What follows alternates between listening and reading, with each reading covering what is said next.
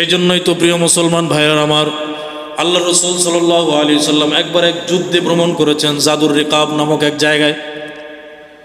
যুদ্ধ শেষ করার পরে আল্লাহ রসুল সাল্লাল্লাহু আলাইহি সাল্লাম তার তলোয়ারটা একটা গাছের মধ্যে ঝুলানো অবস্থায় ছিল। শরীরটা বড় ক্লান্ত হয়ে গেছে। আল্লাহ রসুল ছায়াদার গাছের নিচে, বৃক্ষের নিচে তিনি আরাম করতেছিলেন। প্রচণ্ড পরিমাণ রোদ চারিদিকে।